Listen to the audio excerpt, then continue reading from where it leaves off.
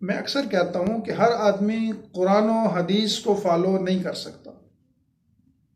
वजह, रीज़न, उसकी वजह यह है कि हर आदमी अगर कुरान और हदीस की एक अपनी तशरीह करेगा, मैं जैसे चाहूं कुरान को मर्जी फॉलो कर लूं, तो फिर होगा क्या?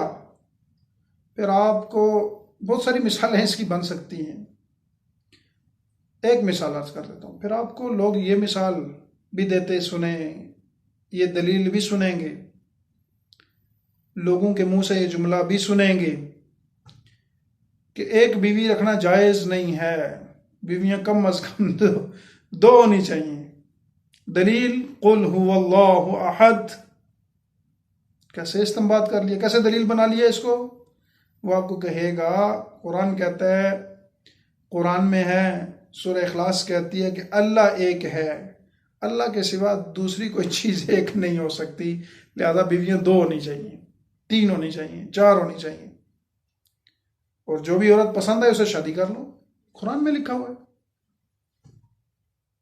तो लिहाजा जब हर आदमी ना डायरेक्ट कुरान और हदीस की दलील बनाने की कोशिश करेगा तो ऐसे नमूने, ऐसे शगुफे तो होंगे। इसीलिए कहते हैं हमसे पहले 1400 साल गुजरे, 1400 सालों में 14 लोग तो वो होने चाहिए जो कुरान की तशरीह आप करने लगे हैं, वो उन 14 लोगों ने भी की हो। आज तो फिका का नाम सुनकर कहा जाता है, फिका क्या बात होती है जी? हनफी क्या होते हैं जी? शाफिई क्या होते हैं? हम्बली क्या होते हैं? ऐसा नहीं होना चाहिए। आप डायरेक्ट मुसलमान बनो, फिरकाबाजी मत करो।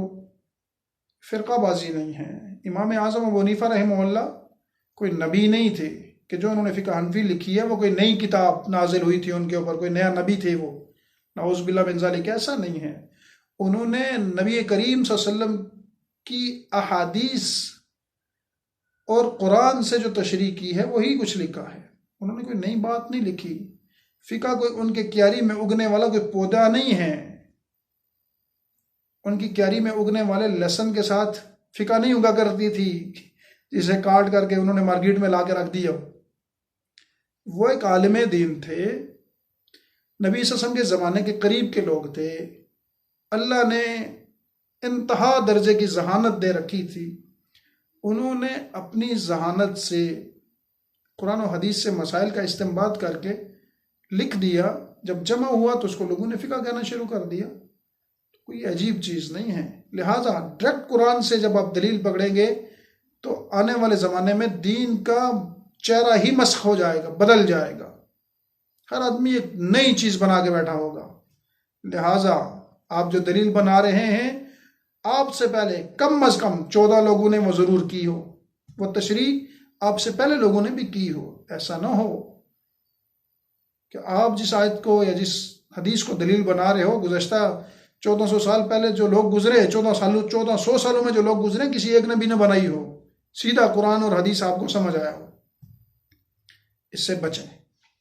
लिहाजा कुरान और हदीस को फॉलो करने से पहले अपने असातिज़ा को फॉलो करें, और यही दुनिया के हर शोबे का ट्रेंड है। अगर इसको बदलेंगे तो बहुत कुछ बदल जाएगा।